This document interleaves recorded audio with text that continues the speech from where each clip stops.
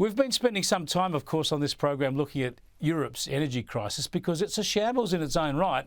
And, of course, it shows us where we're heading. In Britain, some people are taking extreme measures now to try and cut their power bills. Have a look at the latest from Sky News UK. This is rock wool, and it's the external wall insulation that we're going to put all the way around the house. Eleanor Watts is so worried about the rising cost of energy, she is extensively retrofitting her 1930s three-bed home, triple glazing, insulation, investing now to save on her bills. Fuel prices are going through the roof, and I can't afford £5,000 a year on my fuel bills. But because I've got my pension pot, I'm lucky enough to have £50,000 now, I'm spending the whole lot on making my house more energy efficient. But as the cost of living crisis worsens, a growing number of people will struggle to afford even a fraction of that upfront sum, trapping them in homes that leak heat. And there's much more at stake here than just the cost of living. There are 29 million homes in the UK, and they are responsible for nearly a fifth of this country's carbon emissions. So if we can't decarbonise them, move them from gas to electricity for heating and cooking and hot water, then we simply will not hit our climate change targets.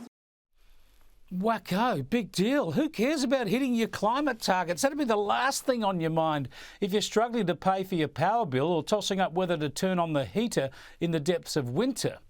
Let's bring in Anglican Deacon and GB News presenter Calvin Robinson, who joins me live from London. Thanks for joining us, Calvin. Just tell us how deep it's biting at the moment, this energy crisis in Britain. I've seen some of the coverage of people, of course, people on fixed incomes, people on low incomes, really being hit hard and bracing for what's going to be a shocker over the winter. Absolutely. People are really having to choose now between heating and eating. And that is a dire strait that no one should find themselves in. People are turning off their boilers, turning off their hot water in order to get by. And I think it's incredibly wrong. And when I see what the response from the government is, they're saying we need to eventually ask people to reduce demand, as if they're telling us to use less energy. Surely the answer there is to increase supply rather than reduce demand. It's the short-termism in UK politics that's really left us in the position we're in today. If we look back to 2010, when the Conservatives first got into power, they were in a coalition with the Lib Dems, the Liberal Democrats, and they looked then at increasing our nuclear energy supply. They declined to do so because they said it wouldn't be ready until 2021 or 2022, which is now. It would have been ideal at this point. It's ridiculous. It would have been perfect. It would have been perfect. Now, we're mirroring the sort of policies that you've implemented in Britain. We're going down the same path, a big focus on renewables, lowering the energy reliability and then exposing us to costs with gas prices and the like and a shortage of supply. But when you just talked about reducing energy usage, you hit on, it strikes me as another one of these great paradoxes when it comes to energy policy, because they're saying in order to get through this crisis, use less energy, don't heat your room through winter and the like. But at the same time, the same government is trying to force everyone to switch to electric cars. Where are they going to get the power for those?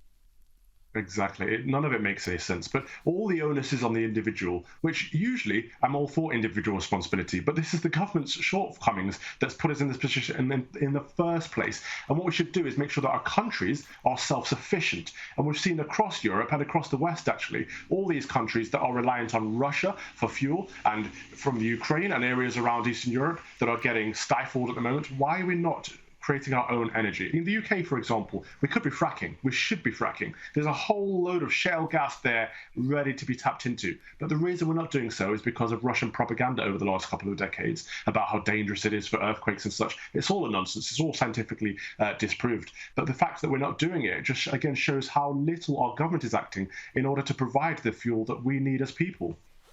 And I notice so much of the media coverage in the UK, in Europe and in Australia focuses on Russia and Putin and what that's done to gas prices. And certainly that's a factor. I don't deny that.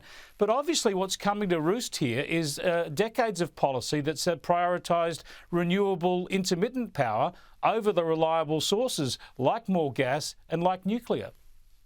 Yeah, these arbitrary targets like net zero 2030 and green 2050, they pluck these numbers out of thin air. And actually all it does is it makes energy prices more expensive for the regular, hardworking individual at home. It doesn't do anything for governments. It does a lot for big business, as in all these renewables, all these wind farms that are being set up. It produces so much revenue for big business, but it's so harmful for the consumer. And what we need to do is drop these levies, drop these fuel levies, drop these green taxes. And if we look at how much of the levies coming to what we're paying, 40% of what we pay for energy goes towards these levies. If we get rid of these levies, it will make energy so much more affordable for the consumer. And that's what's important. If people cannot afford to heat their homes, we need to look at, is this green issue really that urgent? It might be important.